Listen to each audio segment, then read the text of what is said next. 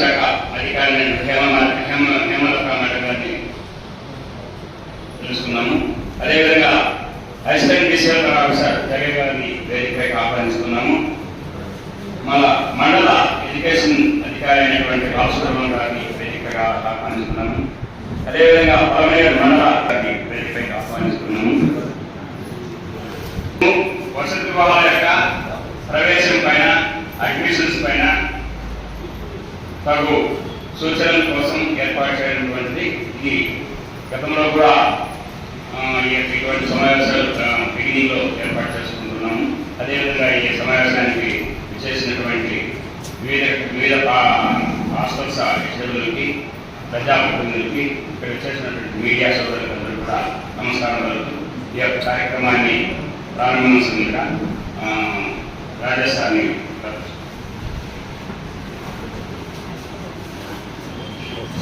చేసినటువంటి గౌరవమైన తెలంగాణ శాసనసభ్యులు సార్ గారికి, అదేవిధంగా వేదికలకు వచ్చినటువంటి ఇతర ప్రముఖులకు అందరికీ నమస్కారాలు. ఇక్కడ సంబంధించినటువంటి అధికారులందరికీ కూడా నమస్కారం. సాంఘిక సంక్షేమ శాఖలో అంటే ఎస్సీ హాస్పిటల్ కోసం అని చెప్పేసి మన పిల్లలు అడ్మిషన్స్ కోసం అని చెప్పేసి ఈరోజు ప్రత్యేకమైన సమావేశం జరుగుతుంది. దానికి మన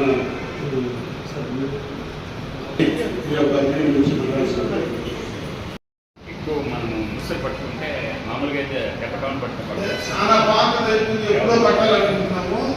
ఈసారి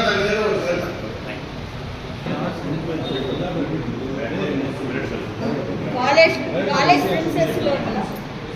ప్రిన్సెస్ లోపల గవర్నమెంట్ శాంక్షన్ చేసింది. బిల్డింగ్ కన్స్ట్రక్షన్ మొదలు పెట్టాలి.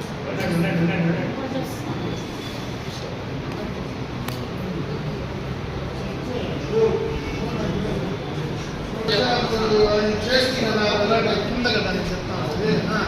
అది ఎందుకు చేయలేటప్పుడు శాంక్షన్ కూడా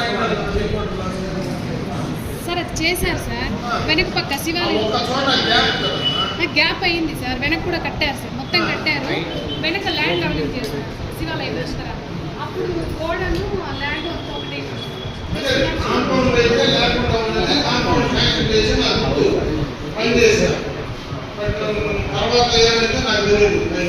అది హైట్ పెంచితే సరిపోతుంది. అడిషనల్ బిల్డింగ్ కూడా అవసరం. మనకి 120 శాంక్షన్స్ అంటే 169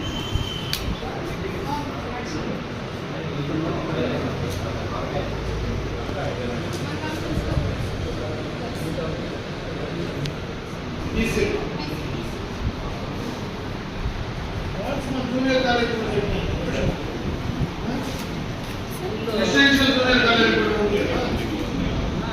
హై స్కూల్లోనే జూనియర్ క్లాస్ స్టార్ట్ చేస్తారు సార్. తెచ్చినాం కదా, లాస్ట్ గవర్నమెంట్లోనే శాంక్షన్ చేసినాము, స్టార్ట్ కూడా చేసినాము, ల్యాండ్ అలొకేట్ చేసినాము, బిల్డింగ్ కూడా రాయలపేటలో పెట్టినాము, మళ్ళీ మార్చి పెట్టారు. అంటే కాదు, లాస్ట్ గవర్నమెంట్లోనే BC residential girls junior college కూడా కలిపి తెచ్చినారు. బీసీస్ ఎస్సీస్ సంబంధించినటువంటి హాస్టల్ బిల్డింగ్స్ అన్ని కూడా బాగా పాపులర్. కొంత సౌకర్యాలతో ఇబ్బందులు ఉన్నాయి. ఖచ్చితంగా కూడా గవర్నమెంట్ దృష్టి తీసుకుంటారు. సాధ్యమైన త్వరగా దానికి కావాల్సినటువంటి కూడా చేయడానికి తప్పనిసరిగా చేసే నా ప్రయత్నం శాసనసభ్యులుగా నేను ప్రయత్నం చేస్తా. ఎప్పుడైనా అక్కడ మీకు ఏదైనా ఇష్యూ ఉన్నా డైరెక్ట్గా కూడా నాకు చెప్పండి. హాస్టల్స్లో కానీ ఇంకెక్కడైనా మీకు ఏ రకమైనటువంటి పిల్లలకు అసౌకర్యంగా ఉండేటువంటి పరిస్థితులు ఎక్కడ ఉన్నా కూడా చెప్తే నేను కూడా హాస్టల్కు ఎప్పుడైనా కూడా వస్తా. ఫిజికల్గా కూడా చూసి ఏదైనా చేయగలిగితే నా వంతు అటు ఎంపీ ల్యాడ్స్లో కూడా డబ్బులు ఉంటాయి, కలెక్టర్ దగ్గర కూడా ఫండ్స్ ఉంటాయి.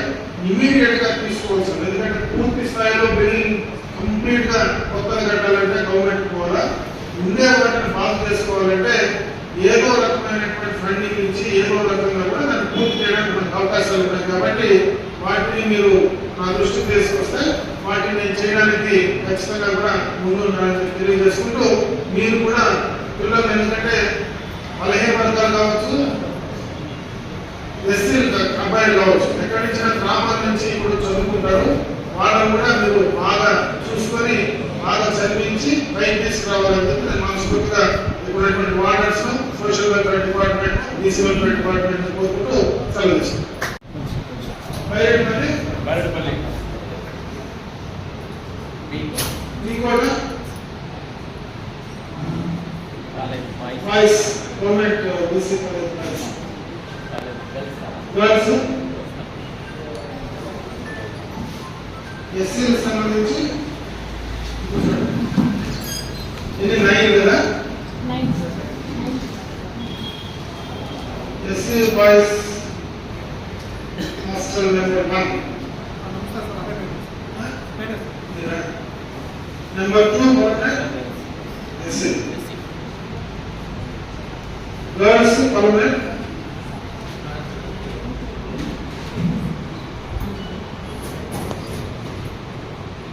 కొలమాసనపల్లి,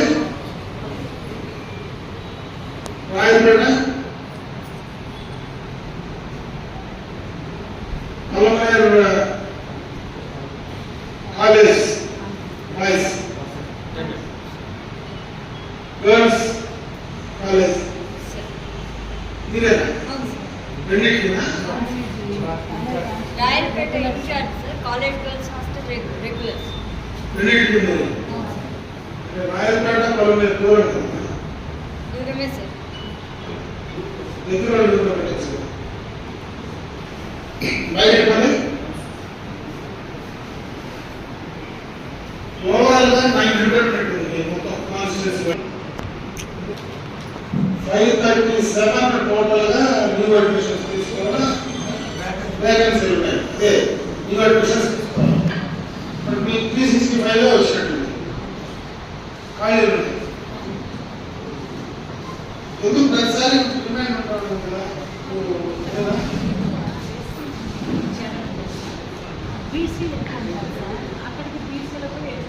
అంటే ఇప్పుడు మనకు ఒకవేళ ఎస్సీ గారిని స్ట్రెంత్ లేకపోతే పెంచుకోవచ్చు కదా, పెంచుకోవచ్చునా? బీసీల పరిస్థితి ఎన్ని మొత్తం సీట్లు? మొత్తం 180లో 175 హాస్టల్ వైజ్ వచ్చి వేకెన్సీస్ వచ్చి 10 ఉన్నాయి. అప్లికేషన్స్ ఎన్ని వచ్చినాయి? అప్లికేషన్స్ వచ్చేసారు 180. మనకు బ్లాక్ అయినా సార్ ఈ రోజు నాటికి 180 బ్లాక్ అయిపోయింది సార్ జూలై 10th. కానీ మనకు అడ్జస్ట్ కాకుండా అంటే ఎక్కువ మంది వచ్చినారా? అందరికి జూలై 10th అకామిడేషన్ ప్రాబ్లం. అదే అర్థం లేదు. మీకు ఉండే స్ట్రెంత్ తీసేసుకున్నారు, అకౌంట్ స్ట్రెంత్ మీరు ఇవ్వలేరు కాబట్టి ఇవ్వలేరు. ఇప్పుడు ఎస్సీ దాంట్లో ఎక్కువ ఉండేది బీసీలకు రిజిస్టర్ చేయకూడదా? బీసీ అంటే అది డిపార్ట్మెంట్ పేరు వాళ్ళు సపరేట్, డైరెక్ట్ వాళ్ళ బడ్జెట్ సపరేట్, మన బడ్జెట్ అక్కడ ఎస్సీ హాస్టల్లో కూడా బీసీ తీసుకోవచ్చు కదా. 10% ఎస్సీస్ ఇస్తున్నాం, 10% ఎస్సీస్ మనం కూడా ఇస్తున్నాం. నా హాస్టల్లో కూడా పైన 14 మంది ఉన్నారు సార్. బీసీసీ ఎక్కువ 132 మెంబర్స్ ఉన్నారు. అది ఐడియా ఉంది, అదే అది నాకు ఐడియా ఉంది. కాకపోతే బీసీలకు డిమాండ్ ఎక్కువ ఉంది, ఎస్సీలో డిమాండ్ తక్కువ ఉంది.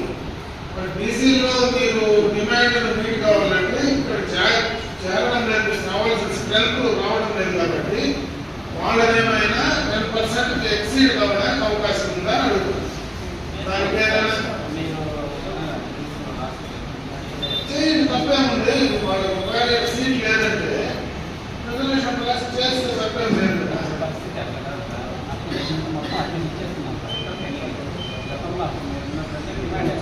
చాలా ఎక్కువ ఉంటాడు. ఇప్పుడు మనము యాక్చువల్గా అకామిడేషన్ ప్రాబ్లం టైం వల్ల మనకు యాక్చువల్గా 120 సార్. మనము ఈ రిజల్ట్ కొనడం వల్ల మనీ చేశాం యాక్చువల్గా building construction is for only meant for 120 members. Dining hall కూడా 120 మందికి జరుగుతుంది. మేము 2 times పెడుతున్నాం, అందుకే సరిపోవడం. అదేవిధంగా బాత్రూమ్ కట్టిస్తాం. ఇన్ఫ్రాస్ట్రక్చర్ కూడా తక్కువ ఉంది కాబట్టి మనము 180 ఇస్తే ఇంకా ఎక్కువ పిల్లలు కొనుక్కునేదానికి వర్షాకాలం పాటు అందులో ఎంత పెట్టుకోగలరు అంతే పెట్టుకోండి. అంతే సార్. బోగస్ అందుకనే సార్ అందుకని తగ్గేసాము. వేకెన్సీ ఉండే చోట రావాల్సిన స్ట్రెంత్ కంటే